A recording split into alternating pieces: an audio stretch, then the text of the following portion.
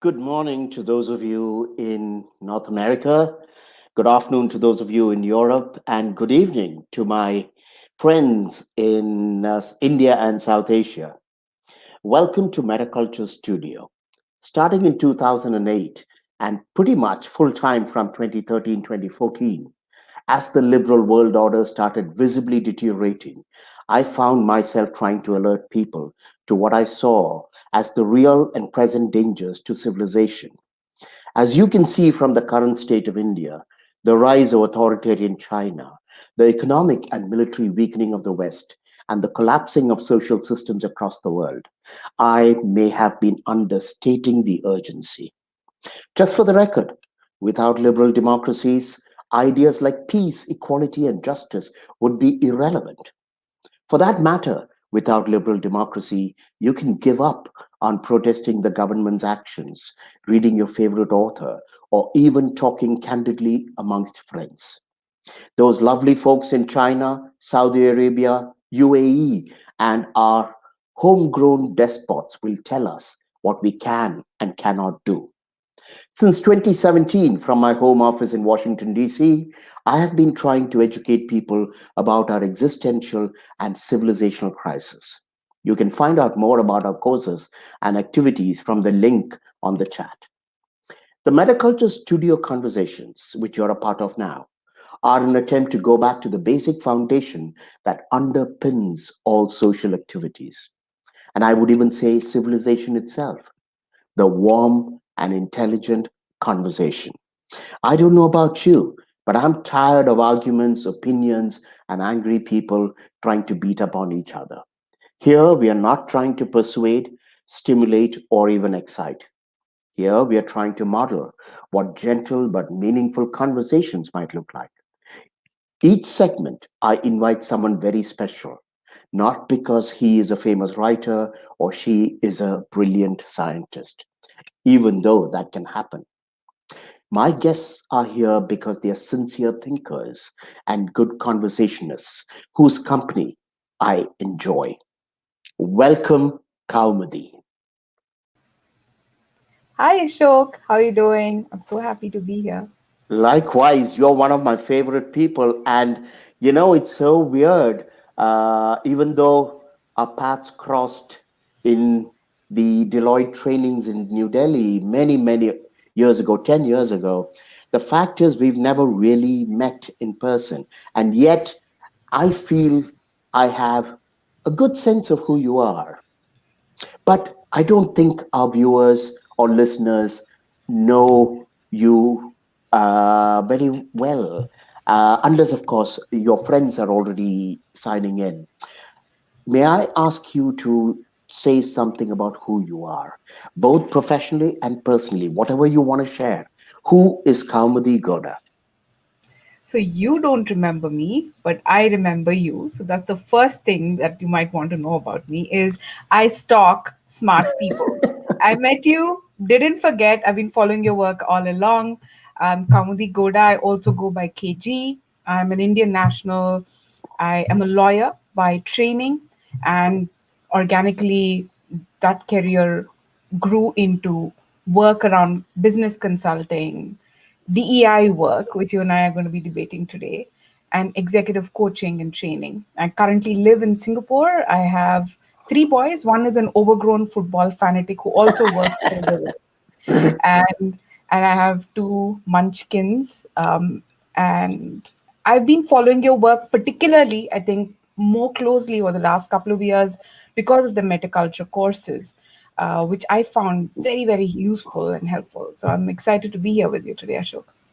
Fantastic. So I think the best way to start is by kind of having you talk about why this subject of diversity, and of course, with it, ideas like exclusion, or rather, inclusion and equity, are so important for you. What brought you to this work? I think with any larger theme, it's perhaps useful to understand what's the personal connection, and that's why you're asking the question. I must admit, I get uncomfortable around personal questions. I prefer to keep it professional for most part. but because it's Ashok. I think it is impossible to grow up in India and not be aware of and see othering in action. Mm, Growing up, I could see how age, ability, gender, even marital status, class, caste absolutely made a difference to the kind of choices that were available to you, to what kind of behavior is expected and accepted from you, and what you was allowed to do. And because I was keenly aware of it and experienced it, I always felt this deep need to champion for social justice. That mm, possibly is why I was so drawn to law school, mm, and I kept actively at it. Like a good Indian girl, though, Ashok, I kept that on low key. So my professional front was absolutely neutral and proper, and I worked hard and was a conscious overachiever in an attempt to feel like I belonged and deserved. And then all of my passion for social justice was secret. I did that as something I did outside of work. But when I came to Singapore, I was experiencing Asia as an adult for the first time, and I mm, realized nothing would change, mm, and that I didn't care anymore to hide it. mm.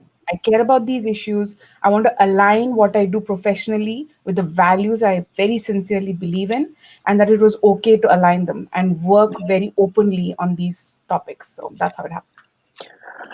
Thank you. I mean, in a way, what you say about growing up in India totally resonates with me.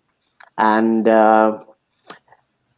before we get started, one of the things that I like to clarify, and I know that you had asked me this question, why are you calling diversity, or why are you even questioning whether diversity is a racket? I mean, that's a very provocative statement. And let me give you a sense of why I decided to call our conversation. So, Um, can I first set up the context of what DEI is and then you dismantle it for okay, our viewers? Okay. sure So, thing. Anything.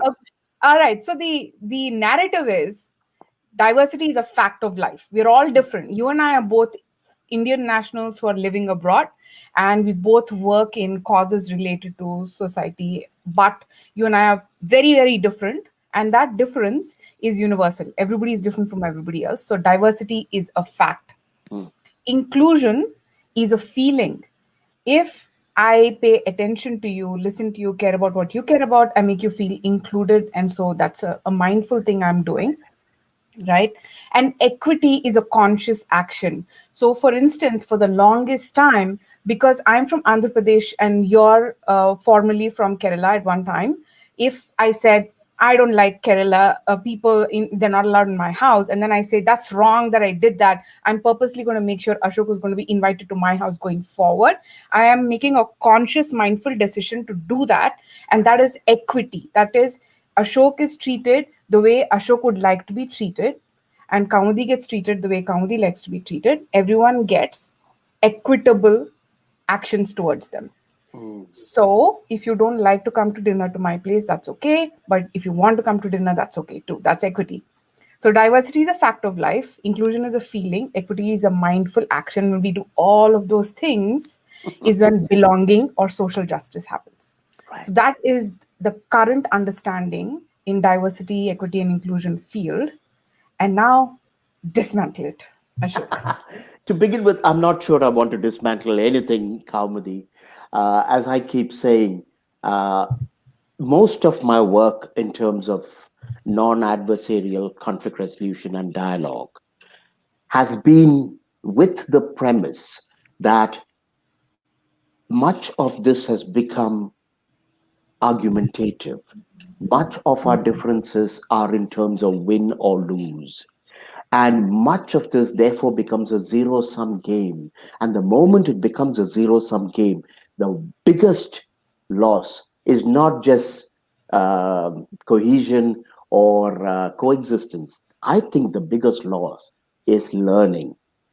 And so the metaculture studio conversations, of which I think this is the fifth or sixth, it's very important for me to approach very difficult subjects with wonderful people like you purely from a place of learning. So I really appreciate the clear way in which you have set up what you understand DEI to be. So allow me to add to what you're saying a Yeah. couple of other terms. The first term that I want to put across is pluralism, because as you put it, diversity is very clearly, it just exists. We Yes. can't get away from diversity, whether we like it or not.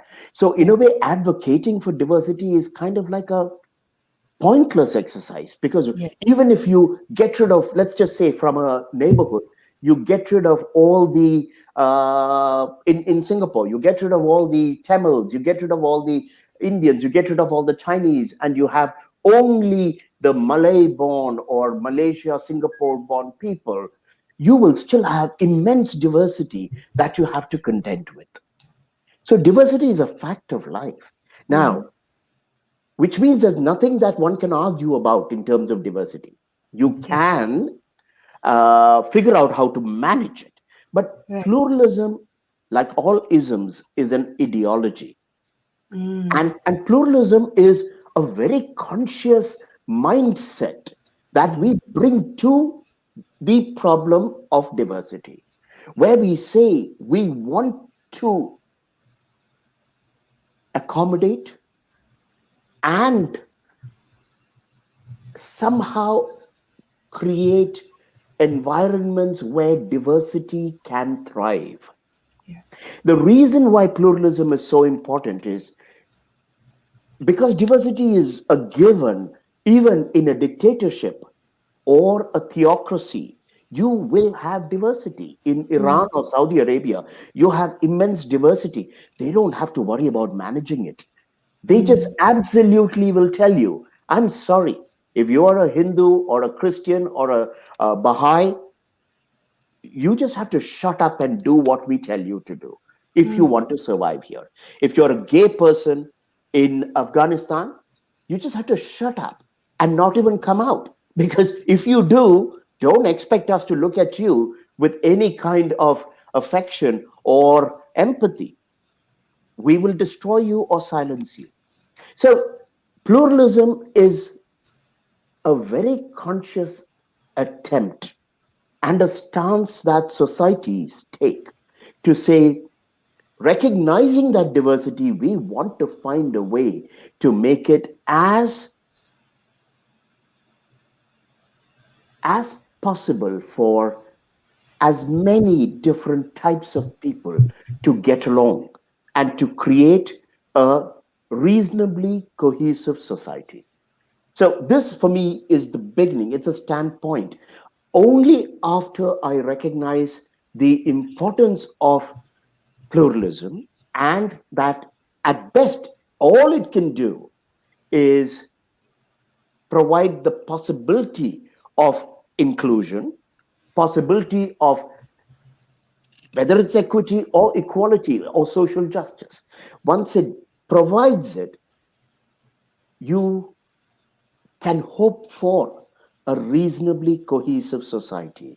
You can only hope for it. So, okay, I realize even as I'm talking with you, every time I talk about one topic, about seven other topics come to mind. And I have to stop it because otherwise I could digress all over and I don't want to monopolize this part of the conversation. I will just end with this. What I have learned after doing this work for 25 odd years is that pluralism is a very, very difficult ideology to manage, Mm-hmm. to pull off, and within the framework of pluralism, all the things you're talking about, social justice, equity, inclusion, all of this can thrive only with enormous energy and resources being put into it by the system and each person who is a stakeholder in the system. So I'm going to just stop here and I want your thoughts on this, but feel free. And I also want to say, thank you for saying that you generally don't prefer to talk about personal stuff. I respect that, and I will try to be cautious because it's not so much your personal life that I might be curious about. I would be curious to understand what experiences you bring to your ideas. So let me put it this way: you don't have to worry about asking me personal stuff because for me these are absolutely related and I'm not shy about talking about those. That's great. And I'll come back to it. One of the things that came up for me when you were speaking just now, Ashok, is something perhaps you and I never directly discussed in all of the sessions we've had together. The way you've described pluralism to me just now sounds like diversity and inclusion. What in your mind is different between pluralism, diversity, inclusion together, diversity and inclusion together? Can you ask me that question again? I'm not Yes. sure I Okay. really got it. Sure. You talked about pluralism being the essential environment that it needs to exist in order for any of these other concepts Right now. to be in genuine play. So it is, you said, an ability to appreciate differences and an ability to tolerate those differences. To me, it sounded like pluralism equals diversity plus inclusion. Okay, got it. Let me put it this way. I use pluralism as a blanket term. It's a choice societies or even organizations make. Mm-hmm. And that choice immediately puts in place or creates the opportunity for issues such as equality, equity, inclusion, affirmative action, all these things to come into play.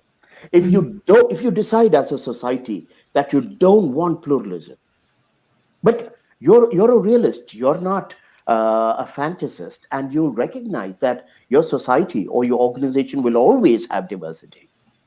You can't remove diversity. If you do not wish to accommodate for pluralism, you have a choice.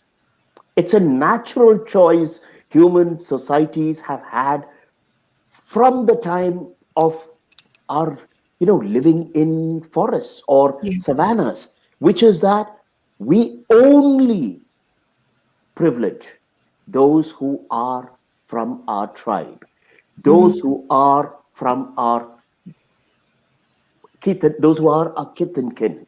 That's And right. the moment we do that, and that is the most natural state, Mm-hmm. please understand this. Yes. I mean, I don't mean you, I'm talking about the I viewers. understand. Yeah. There is nothing unnatural or criminal about not accepting pluralism. It's the most natural way in which human societies are formed, they sustain themselves, and they secure themselves. For me, pluralism is an extraordinary leap of human awareness, Mm-hmm. human vision that says, you know what? There is life outside my kith and kin.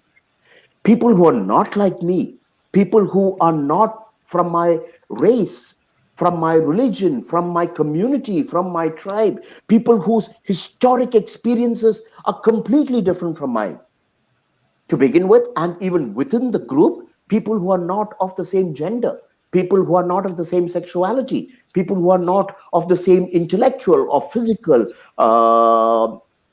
prowesses, they all have a right to thrive. Mm-hmm. And this is one of the most dramatic and radical things we can want for ourselves.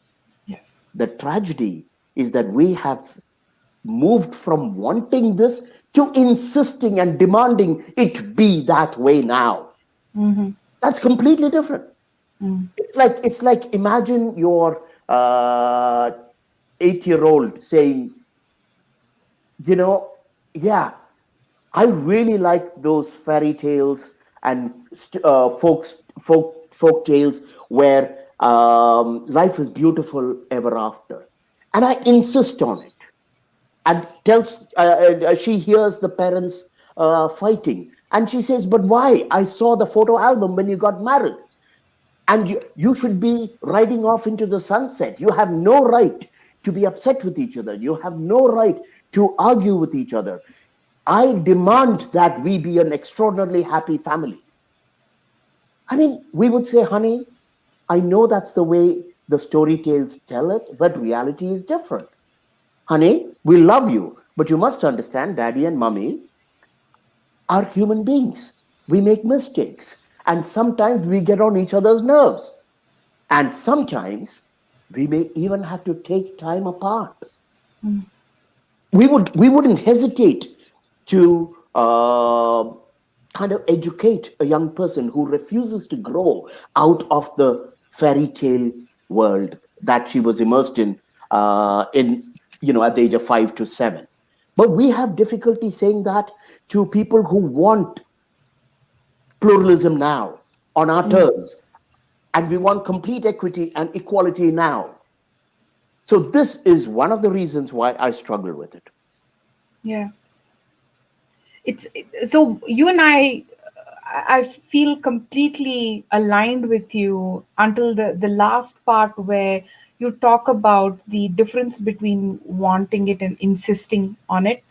um, I'm currently living in Asia, and the discussion around diversity and inclusion is at an infancy stage.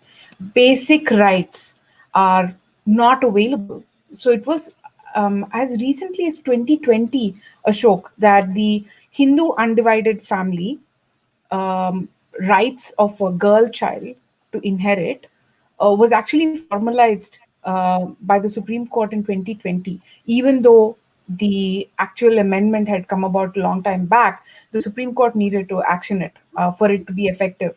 So these are very real. That is to say, in other words, that if you have a brother, you and your brother don't have the same rights to inherit from your dad, inherit from your grandfather.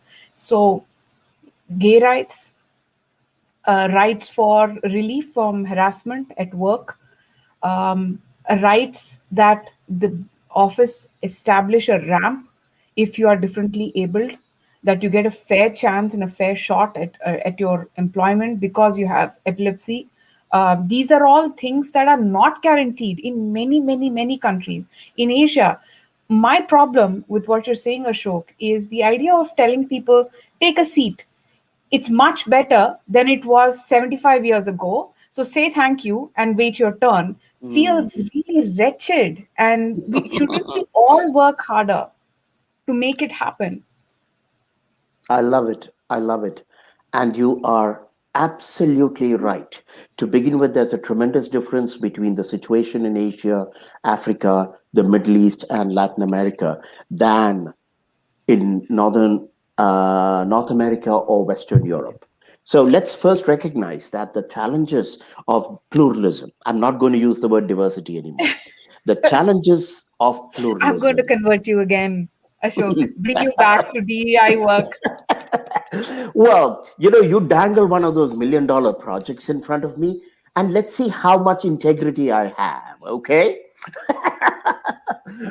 um, so let me put it this way: if we can separate the needs of Western society from the needs of other societies, because Western society is in a very different place, and today we don't need to talk about this as much because your reality is in Asia.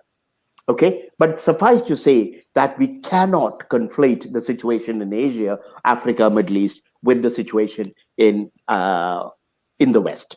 Now, the question of groups that have been marginalized and um, even oppressed, it's not a word I particularly care for generations. It's very difficult to tell people to wait, that you know you have it better than your grandparents, but Yeah. you cannot, it's not realistic to get everything right now. It's a very difficult message, also because unlike in the pre-World War era, when most of the world was colonized, today the idea of independence, political independence, the idea of individual rights is common currency. You see, until 1945, very few countries thought that they had the right or the capacity to free themselves either from their colonial masters or their own monarchs or tribal chieftains or lords. They did it. The beauty of living in the age that we live in today, is that these ideas are no longer radical or new. We need to get away from the idea that if we are fighting for social justice, we are bringing in a radically new idea. It's not. It's about at least 70, 75 years old. And it was possible only because of certain historic shifts that took place over the world. Now, what do I tell a Dalit in India? What do I tell a woman in India? What do I tell, and as a as a brown man growing up in India, brown boy and man, I can tell you, I felt far more discriminated against in school and college than lighter skinned women. I don't normally talk about this, but I experienced more racism growing up and in college in India than I have experienced in the West. And the because of the kind of areas I was interested in, which were kind of it's the people in the educated classes and the upper classes that I had to work with because of my choices, my intellectual, creative, and professional choices. These were heavily represented, to not put a fine point on it, by light-skinned people. And these light-skinned people did not work very hard to make me feel like I belonged. I'm sharing something that is very important for me to recognize, that the idea of inequality crosses many arenas. It's not just gender, it's not just caste, color, educational background. If you're not from an IIT or an IIM, you are discriminated in the job market like you wouldn't believe. And people will tell you, oh, you went to that little school in Mysore. So the fact of diversity, the fact of inequality is a reality, and it's rampant. Now, telling people like that to wait is very difficult. I get it. Now, I know I've taken a little bit of time to kind of set the stage. Let me answer your question directly now.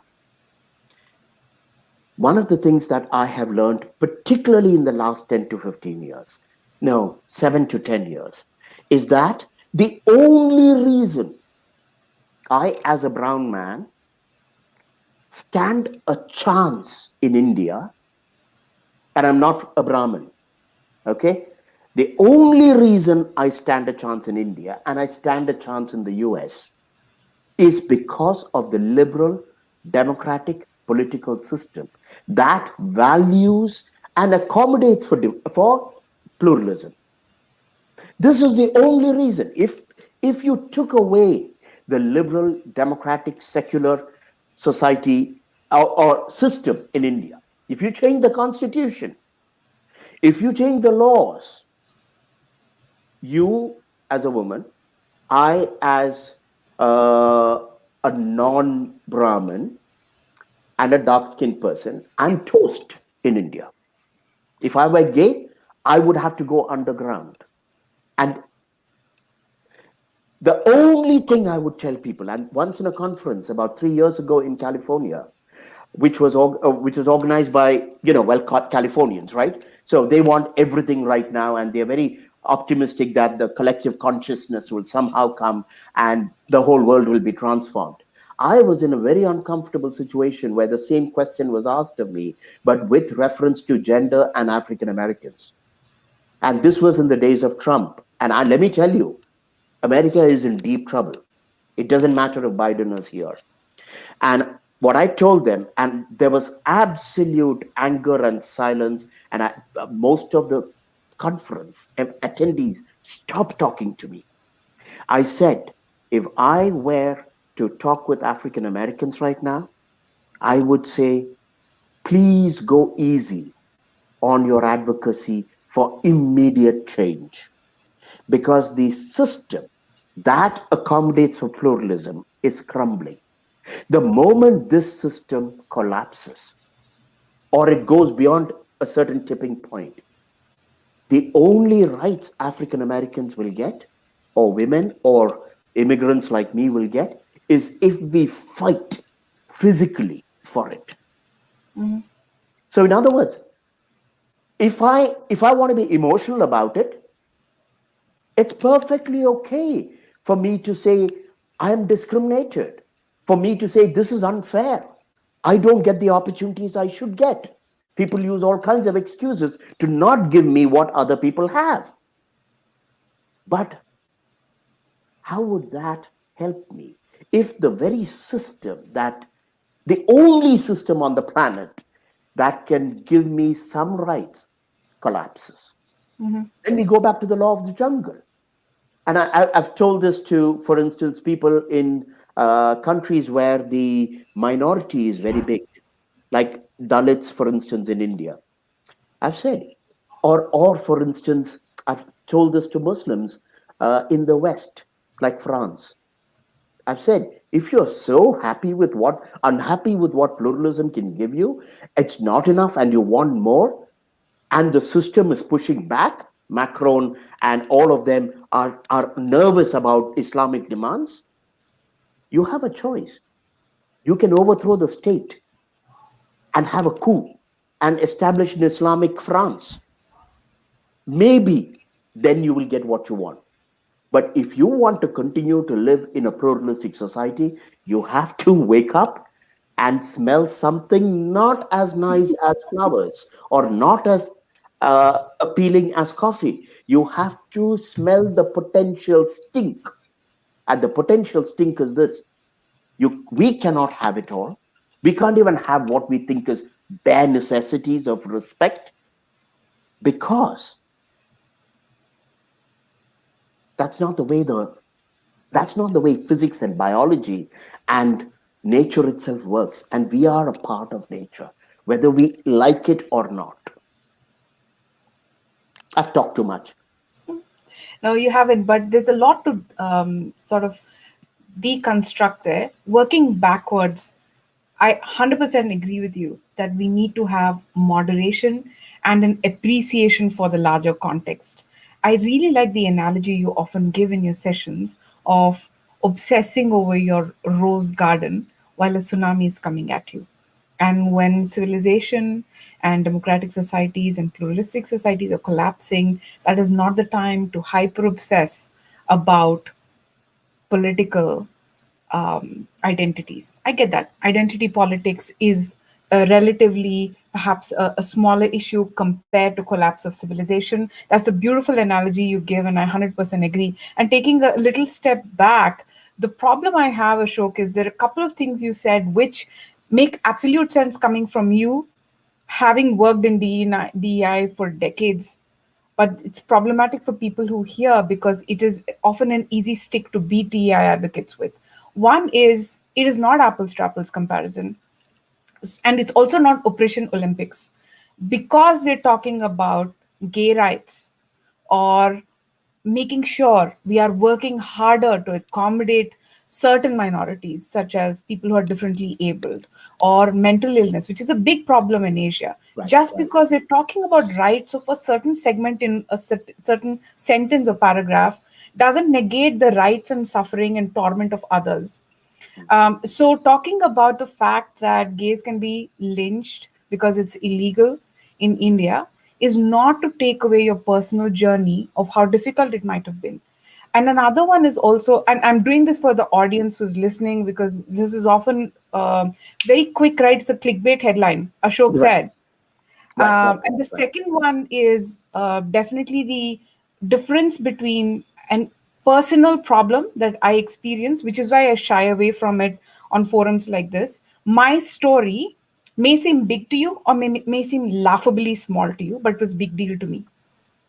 But whatever I'm facing is a personal anecdote.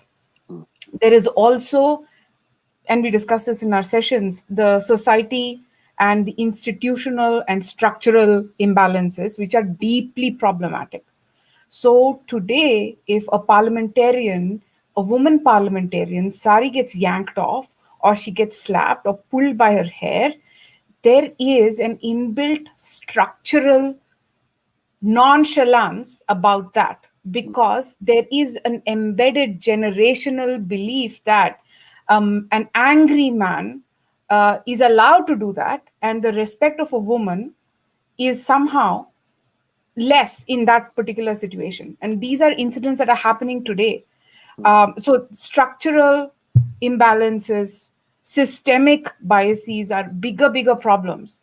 mm, Therefore, it's not the same if I have a little storm in my teacup, or Ashok as a young boy seeking to work in a field dominated by articulate, high caste, fair skinned women in India. You and I suffered, but a Dalit working in Cisco who was harassed in California because his managers, who were Hindu higher caste people, believed that they have a right to do so even in California, is a real thing that's currently being adjudicated in California. So people take these systemic and structural biases and take it with them. That's the second one I wanted to address. Is different. It's not apples to apples. And the third one I wanted to address, Ashok, was that whatever is happening in the US, as a relatively, compared to you, a relatively new DNI advocate, particularly now, what's hurting my heart a lot is even within DEI conversations, it doesn't feel like all people are equal. Over the last 4 5 months, people have been dying like flies in India. And I don't see as much of an uproar. It's almost as if a tragedy strikes the US, it is extremely important. And it is. As an Asian woman, I know the ripple effect of civil rights in America has improved my life immeasurably. Having said that, my people are still dying. We cannot say that this has been solved 75 years back, Kaumudi. So please don't harp about women's rights because it's been solved. And this is not new, because it is very new in India. It is very new in Singapore. It's very new in Vietnam and Indonesia. So we can't say, look, just take a seat, lady. Asia, less important. And by the way, this is old news. We've moved on to cancel culture. So your gender rights is like an ancient conversation. Take right. a seat. That's not fair. It's a very real thing, because then they take that stick and beat gender conversation. You know how many times I've heard people in Asia say women have the right of the walk right now? We men are the, or LGBT is everywhere, and or trans rights are taking over compared to the percentage they represent in society. So they are just bullying everybody else. This is a false equivalence, right? It doesn't feel fair to me. Back to you. I love it. I mean, you feel so strongly about this, and I'm so glad you were able to express it with as much intensity. Thank you. But I didn't hear a question, and I don't respond to. It was a rejoinder No, there to, is no you made three rejoinder. points, and I those were the ones that bubbled up for me. I know, but I can't respond to rejoinders. I can only respond to questions So because let's go back to the, let me just clarify, because sure. the problem with our rejoinders is that it becomes a back and forth of trading opinions. I'm not interested in it. That's not part of what I do. The reason why I try to make this a learning conversation is because it's only by responding to questions that learning happens. Otherwise, it's my opinion versus your opinion. And I'm an old dog that's been at this game for so long. I see no value in rebuffing or rejoining to what you have said. So if you What ask me a is, question, yes. So Yes. I made 3 points. I'm going to now reframe them as questions. Question number one is it do you not agree with me that it's a very vast, complex problem with many nuances. Therefore, conversation around D and I cannot be reduced to men also suffer in India, or it's already been resolved in the US 75 years back I because it's was, very necessary in Asia right now. yeah, but that was not a point I was making even remotely. So it's for me, it's a non sequitur. I mean, really, I mean, for me to agree or disagree is like do you agree that we need oxygen, or do you agree that too much Good. carbon monoxide? So for me, it doesn't make any sense We're to. aligned, it sounds like. No, yeah, but for me, it's kind of almost a pointless thing to agree on. Ask me a more a tougher question, Yes, which I do. challenges me, which challenges me. Fair enough. That's fair enough. First of all, it I'm reassured and pleased that it sounds to me like the things that bubbled up for me when you talked about your perspectives on D&I, these were the thoughts that bubbled up for me. And the fact that you think they're non sequiturs, possibly to me, it sounds like you don't disagree. I think what I'm trying to get away from is emotional reactions to these issues. And for me, Okay. I gave the example of my personal experience to say, to merely talk of the complexity of this, not to talk about, not to therefore make the case that men also suffer. It sounds as though Of that's what course. you No, no. heard, because No, that I was wasn't at all. clarifying it for our audience members because this is often you Right, have a very clear picture in your mind when you say that. right, And I have attended enough of your classes to know right, that context. right. But this could very easily also be a social media clickbait headline that Ah, I D&I see work. what you mean. Uh, Absolutely, that's all I had in mind. yeah, but then that takes away 10 minutes of our conversation. So I'd rather not stick to that. Again, give me a tough question, a really substantive one. Otherwise, we just go back and forth. So I have one question that I was really curious about for a long time now, Ashok. You consciously stepped away. You were doing extensive grassroots work in diversity, equity, and inclusion. And then you consciously stepped away and your focus is different. Share a little bit about what you're focused on right now and why you have mindfully reduced your DI work. Let me go back to why I called this session diversity a vital need, or uh, a racket, a dangerous racket, because that was what I was alluding to. Mm, See, I became conscious of the difference between diversity and pluralism about 10 years ago when I started looking away from individual experiences of discrimination to societal structures.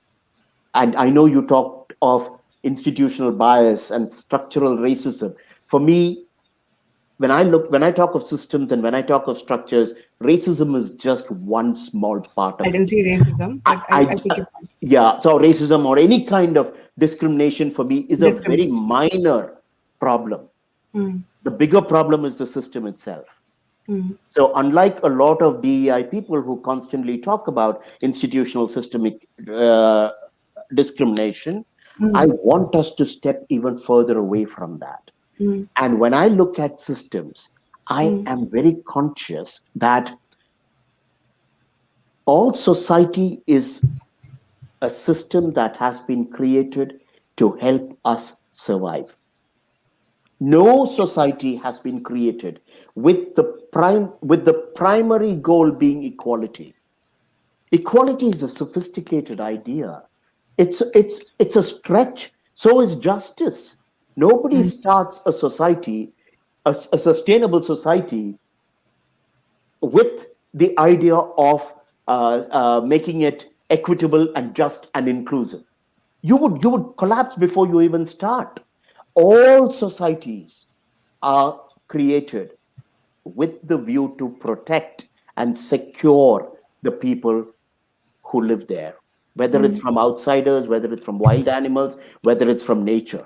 Okay, so that's the first thing. So when I look at, so when I started looking at the larger system, I realized my own work for about 10, 15 years by then of trying to talk about anti bias, trying to talk about discrimination, racism, sexism, Islamophobia, homophobia.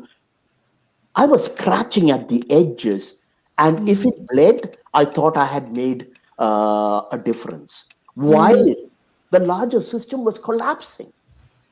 Remember, I started doing this work in 1996. Yeah.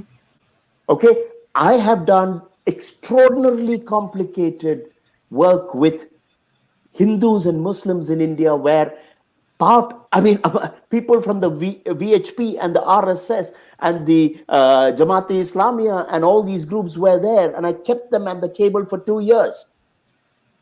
I know a little something about what happens when you focus on individual rights, when you focus on group rights. All this while, the larger system in India, which was secular, which was liberal, was starting to weaken. And let me give you one anecdote, minor anecdote. When I started the Hindu-Christian and then the Hindu-Muslim dialogues in India, starting from around 2012, 2013, the Congress government was in power. Everybody was raging, upset for all kinds of reasons, corruption, this thing, that thing.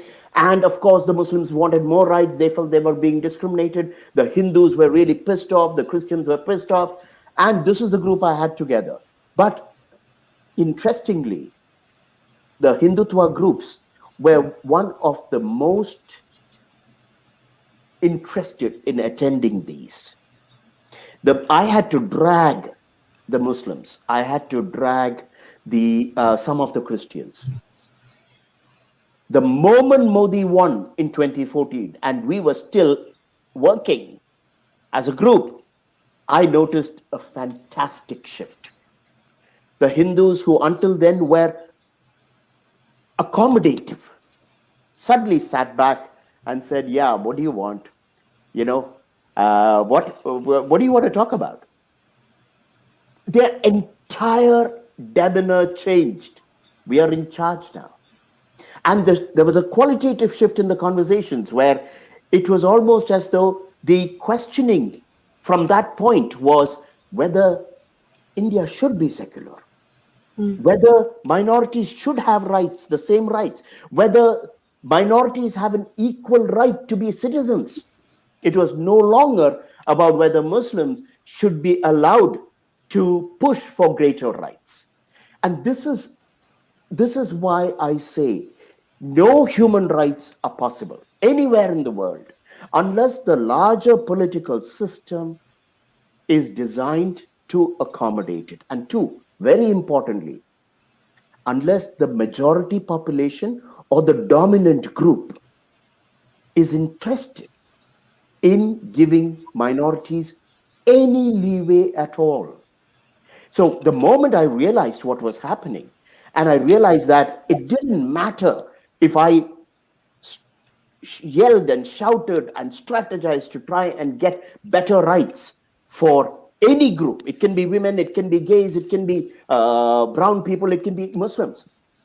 None of that would work unless the system and the dominant group was even remotely interested in accommodating it. So for me, it's like, why the hell am I wasting my time on this? Because it's almost like trying to take care of a wound in my leg, which isn't healing, without addressing the deeper issues of my diet or something else. I keep bandaging and I keep dressing my wound, but there's a fundamental problem with my entire body, which needs addressing. This is why I step back. And I need you to recognize one thing. I am not against inclusion. All my work has been Yes, that's clear to me. participation. And there's no question of participation without inclusion, or no question of inclusion without participation. All my work And my belief system is based on the idea that we humans are inherently, we have a right to be treated with dignity and respect and as equals. However, there's no point in my getting on the high horse. I can satisfy my ego as a crusader for human rights and assist in the destruction of the very system that gave me an opportunity to advocate for human rights. That's as simple. And tomorrow, if in the US or France or in India, the system stabilizes, and we know that politically and otherwise, and the dominant group, let's say white Christians or secularists in the US, say, you know what, we're not feeling threatened. We want to accommodate brown people and gays and everyone else, but we need to negotiate. We need to figure out how to do this. I will be back advocating for minority groups. But for me today, that is an irresponsible luxury. In India, until 10 years ago or 7 years ago, it was important to continue to advocate. Today, if I were a human rights person in the US, I mean in India, I would try to really figure out how to somehow keep the system going without placing greater strains on the system. And I'll just add one more thing before I step away. If I were working with corporations, I would not come in there trying to get companies to invest in expensive ramps, expensive redesign of their buildings, or to bring in very complex protective measures for Yes. women or gay people at this point in time, What would you do instead? because I would want the company to survive. When the world economy is struggling, when it's entirely possible, and according to my thesis, everything is going to change in the next 5 years. The companies that are the biggest today, except for a few software companies, not software, technology companies, they are going to have their innards pulled out. The consumer economy is going to be trashed. This is an unsustainable economic system globally. And at that point in time, when a company is somehow trying to survive, we beat up on the people who are trying to keep it going by saying, no, by bringing on any kind of a, whether it's a corruption, minor corruption allegation, or a minor, he didn't look at me the right way, we are adding to the collapse of that company. And if that company goes, everyone working in that company is at risk. And this is not to say, therefore, we must close our eyes to Mm. egregious problems, but we Mm. need to recognize the difference between, for instance, a physical assault and someone who looked at a brown person or made a joke about a gay. If we cannot make out that difference, we don't deserve to even be equal in a situation where we are minorities. What gives us the right? The nature doesn't give us the right to be equals. There's nothing in nature that says I have a right not to be eaten by a tiger, that a snake doesn't have the right. It's an infringement of my right to bite me. No. And we are animals. Let's face it, human beings are animals.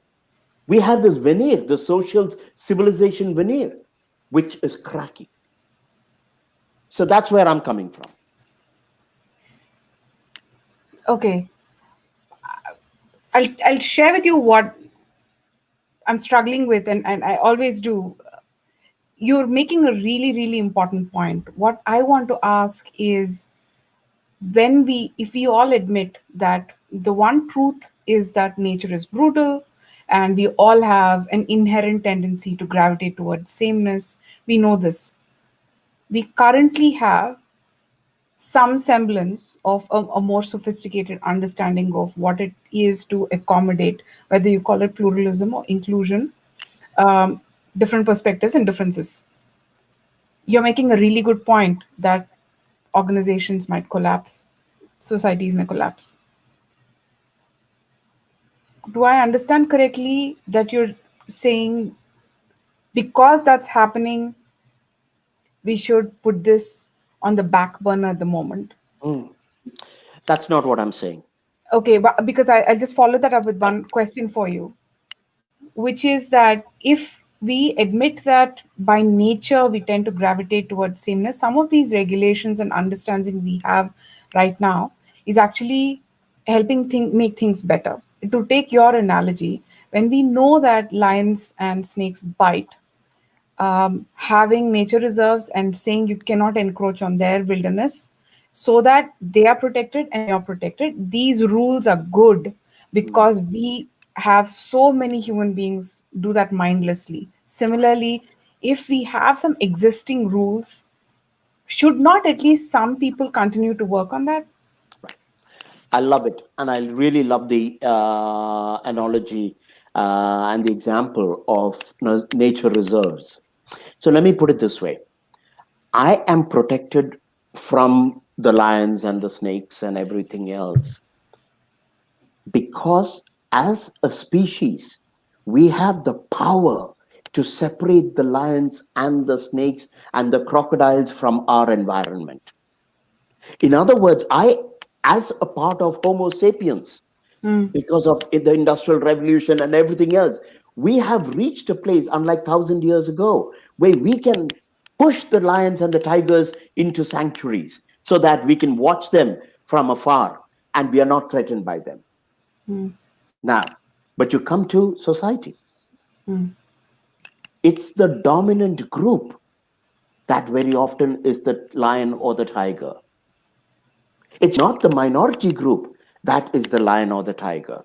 The only reason today we have rules in place to protect mm, minorities is because of the post World War II compact coming out of the Universal Declaration of Human Rights, coming out of the backing of Western countries, the allies who won World War II, to that forced most of the world to agree and sign on the dotted line which said we will not tolerate genocide, we will not tolerate egregious discrimination or the taking away of individual rights.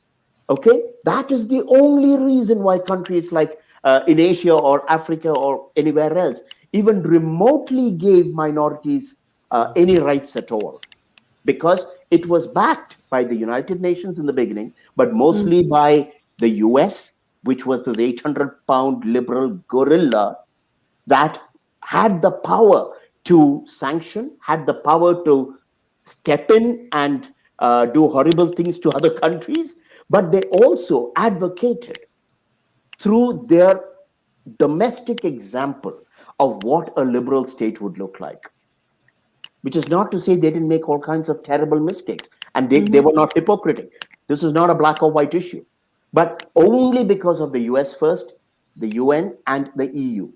Now,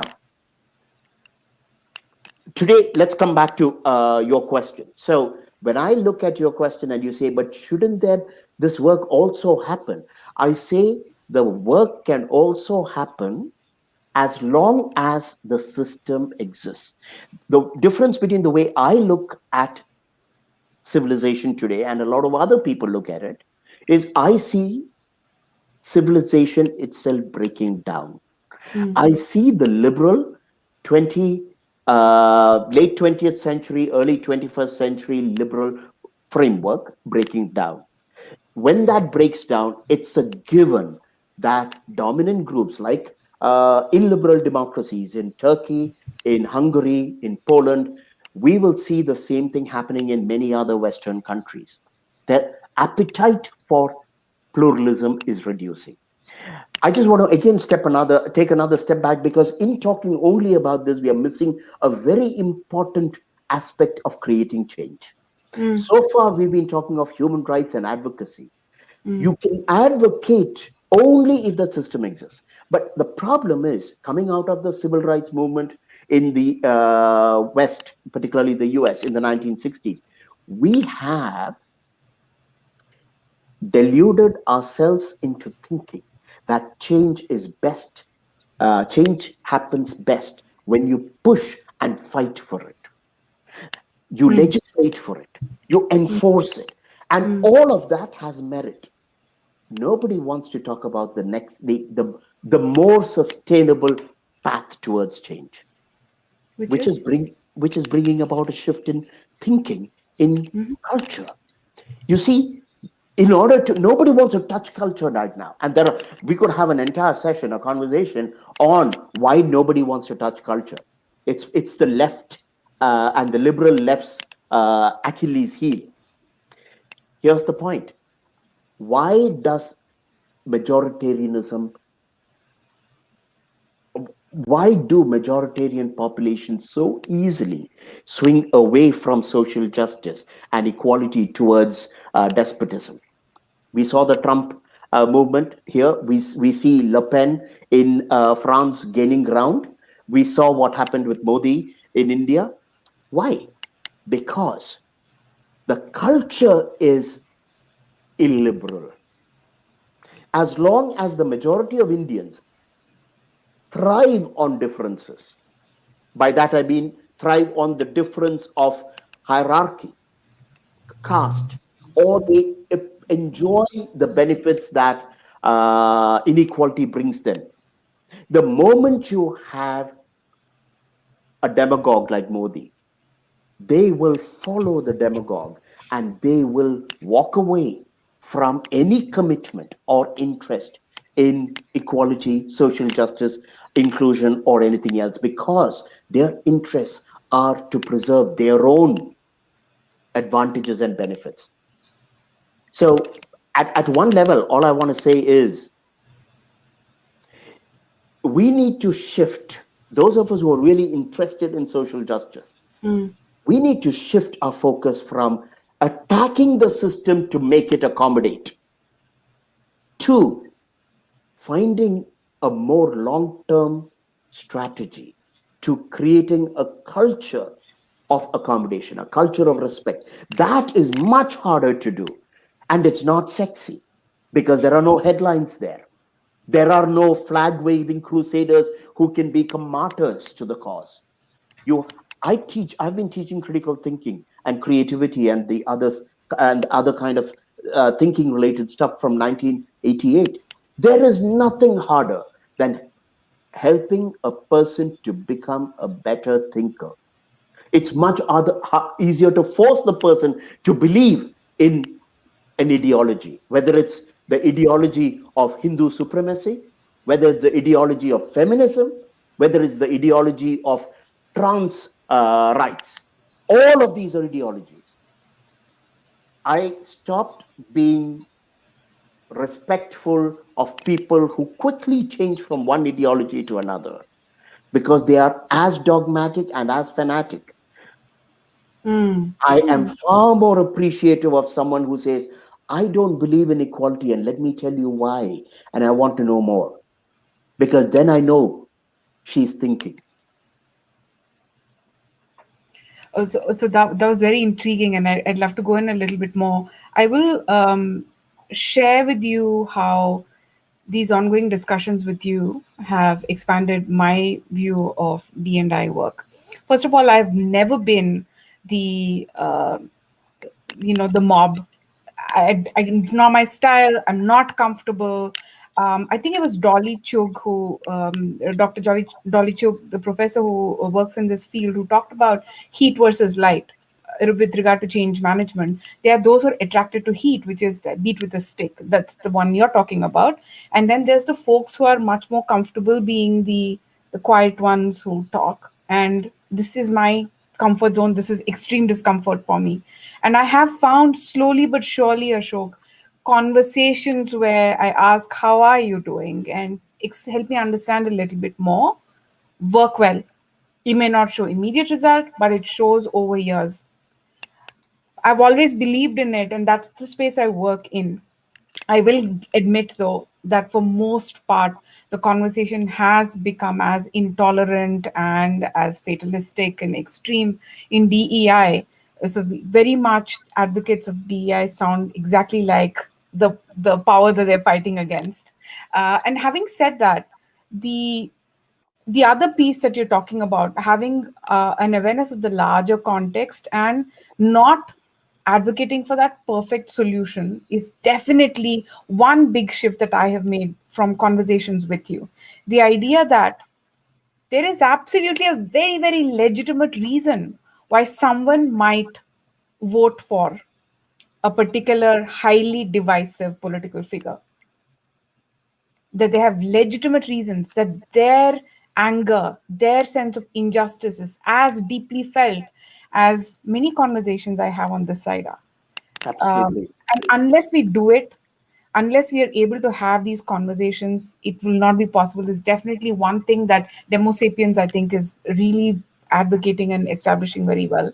So, with that said, you've said we need not have rejoined us, but questions. So here's a question. And by the way, Rajkumar Bhatt says it. He says, "Why do you bring this process of wrestling with issues into public debate? Why not a CNN town hall sharing and discussion?" He says. Um, my question to you is this: there are still people like me who listen to you, agree with you up to a point, at which point discomfort sets in. I'm like, Ashok, no, I don't want to stop. I believe in this. I want to advocate for it. I don't want to wait for 20, 30 years till systems stabilize. You do the important work you're doing, which is build levees up against the tsunami. In the meantime, I will continue to tend to the gardens so that when things are, so that we don't, this doesn't become a jungle behind your back while you're fighting the tsunami, right? To take your analogy. Um, what advice do you have, Ashok?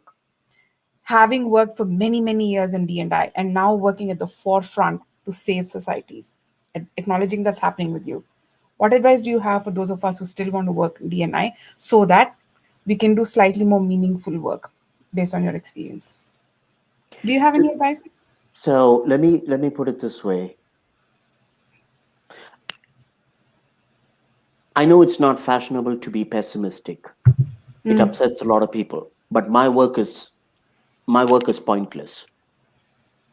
The work that I do in trying to stabilize systems is absolutely pointless today because the energy and the forces ranged against stabilizing liberal systems is so humongous that these are going to disappear anyway. And I'm like a patron saint of lost causes, and I'm just mhm, going to keep doing it because I cannot, with all integrity, do anything else. My mm, concern for people like you continuing to increase the space for pluralism.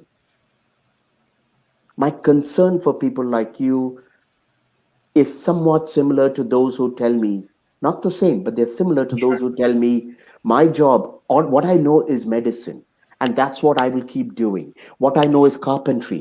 What I know is statistics.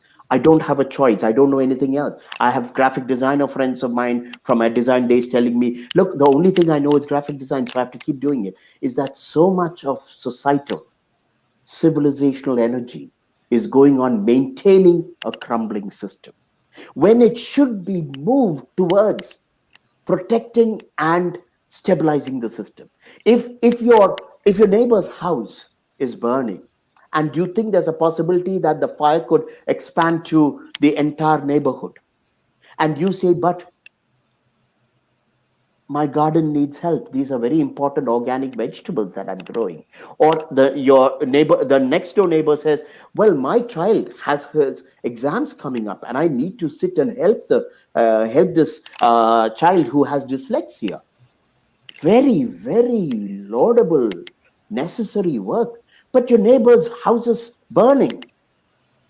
That is the sense of urgency I do not see. In the last 5 years, take a look at how many countries have lost their democracy. Take a look at how many of these systems are collapsing. If anyone looked at the world economic context, those of us who are upper middle classes today, all it is going to take is another super bug, or another confrontation with China, or another environmental crisis for us to go from middle class to lower middle class, and from that to homeless. I'm not kidding. I'm not kidding. And I am far more, far less. I mean, my prophecies are far less dire than many other people who are scientists who are studying these situations. We are not, we are spending time propping up a system or trying to push it to do better things when the system itself is at stake. So I just want to put it there. Now, uh, Kaumudi, forget you and me. There are people who are asking you questions. Why don't you pick up a question that people have asked and run with that? There's one intriguing question. Jarabish says, even in a democratic, liberal, secular society, we see dangers of right wing populist parties becoming greater. What can we do against this trend? Do you have any thoughts on that? I'll go after you.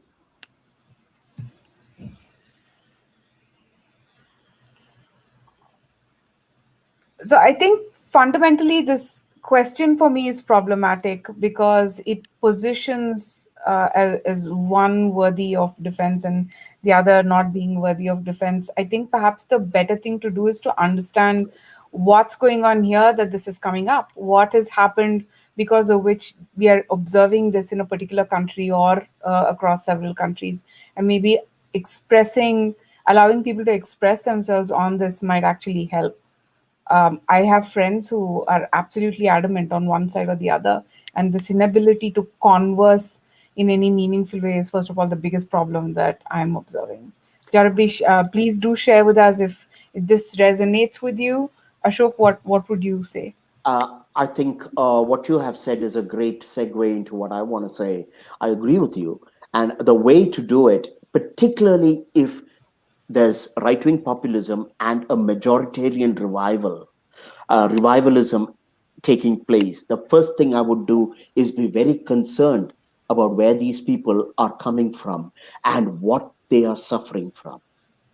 The what I have seen in India as well as in France and as well as in the US is the moment we see this right wing revivalism, people from the liberal left attack it, absolutely attack it. There is no attempt at finding out why is someone so against women's studies? Why is someone so against Pride March? Why is someone so against the burqa in India or anywhere else?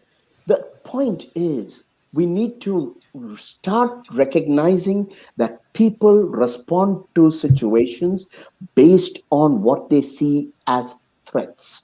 Mm-hmm. Remember, we are all animals. Our antenna are not geared towards critical thinking, towards philosophic truths or spiritual, metaphysical ideas. Our antenna are geared primarily towards threats.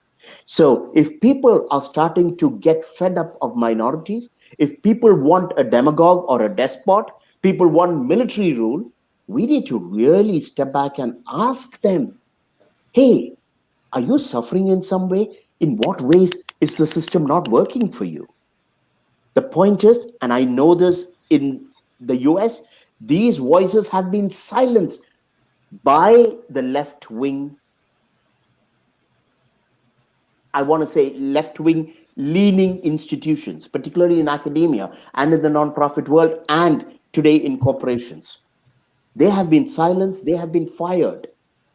And that is the best way to bring in the next elections someone who is far more powerful and despotic than Trump, and in India, more despotic than Modi.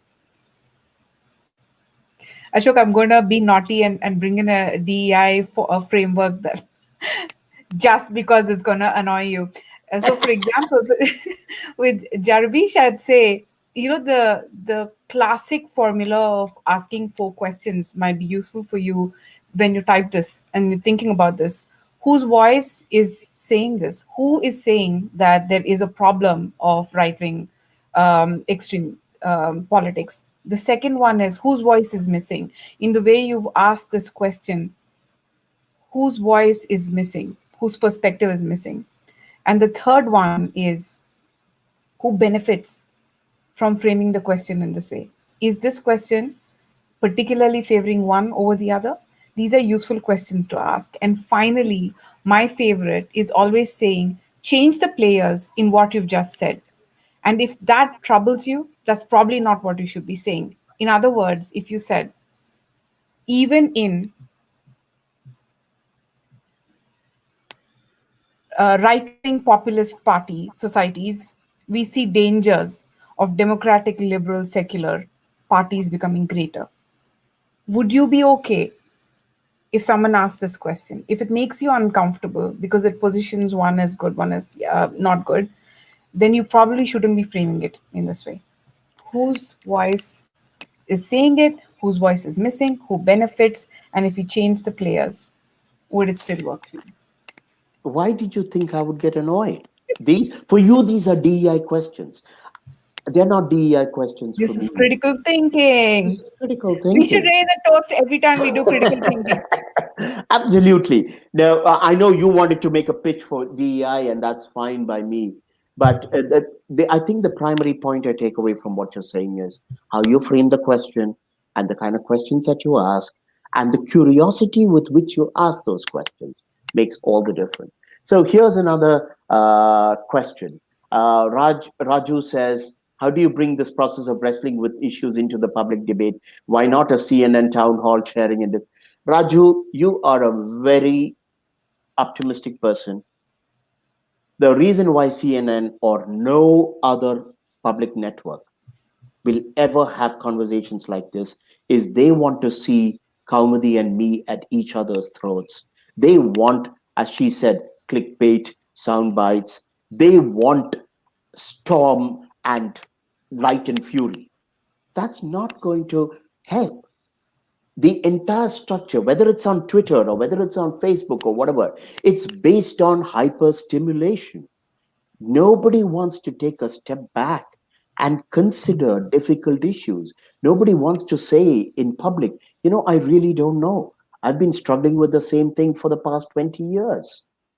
Nobody wants to say the work I've done for the past 25 years is pointless, was pointless. And nobody wants to say, this is what I'm doing. Come and join my courses. But I can assure you, this will not change the world, which is what I tell people who join my courses. If you want to take my courses, do not be under the illusion that you will get 10 golden rules or skills to go out and transform the world. No. At best, you will get a way of looking at complex issues. At best, you will get a few tools that you can use in times of when you are under pressure. But most of all, if you pay attention and not just attend the course, but think while you are in it and after, you will walk away with a more robust understanding of what reality is and what your own fallibilities and vulnerabilities are. That's not a sexy message. It's not a sexy thing to sell. Uh, We have I one more mean, question. please, why don't you take it? So Rukmini says North America and parts of Europe may believe DEI is passe. Other parts of the world are still catching up. What can they learn from the West and avoid doing as they navigate the path of inclusion now? Okay, so can I take a first crack at this? Of course. Okay, so I would say there's a lot to be learned. Do not be under the impression that the civil rights movement of the 1960s in the West can be replicated anywhere else in the world. You can't fight the system and get huge gains the way African Americans, the way women, the way the gay rights movement did in the 1960s. As I said earlier in the session today, there are reasons why that worked so beautifully. It has to do with where America was. You try that in India today, you try that in Indonesia, you will see slaughtering in the streets. You will see Indian or Indonesian or whatever, Sri Lankan versions of Tiananmen Square. That's the first thing. But what we can learn is we need to develop an extraordinary humility, because that's missing in the Western discourse. In the Western discourse, the entire language and the disposition is based on fighting the evil of sexism or racism or whatever ism. That is arrogance, moral arrogance. We need to recognize that, let's just say, India or Pakistan or Sri Lanka or Bolivia are complex social systems. And any kind of change that is sustainable has to happen slowly. If we push it beyond a point, the system will crack. As the West is cracking, here's the thing, the West is completely polarized, particularly the US. And I can't see very many ways of America getting out of its absolutely polarized status. And this isn't going to help the system at all. So, hey, this is, as I expected, Kaumudi, a pleasure. I look forward to many more conversations with you, both in both live as well as outside of this. But let me ask you: uh, is there? I know you don't like personal stuff, but I have to go there because that's so vital to creating change. Because otherwise, we are discussing at an academic level, and there are limitations to it. What is the one thing you're uncomfortable with right now after our conversation, if there is anything? And if there isn't, what is one really pressing question you have? That's a great question. I think I still run up against a brick wall, Ashok. I follow along and I feel completely aligned with you up until a point, but giving up on certain nicer things that we should all aspire to is something that sits very uncomfortably with me. And that's where every time a flag goes up, and I'm like, um, for instance, when you say all rights are essentially the noblesse oblige of the dominant group, it's at their pleasure. And dismantling systems and attacking is only going to backfire. I get it logically, but I feel very uncomfortable at the idea of either accepting or telling other people to wait their turn, because it's so hard to nail down what are the timelines, what is okay and what is not okay, right? You said let's draw a line between actually lynching somebody versus looking at someone askew, but there is an ocean of nuance in between those two extremes, isn't there? Absolutely. And I just want to say two things. It doesn't mean giving up, it means working at it differently. When you are putting, so for instance, think about this. Let's just say I have a mission to lose weight and to get fit. It's very important. It's a good thing. But suddenly, let's just say I get some bug. And at that point, I have to stop my weight loss. I have to stop my gym activities. And I have to, for the next 6 months, treat myself for the virus or the bug.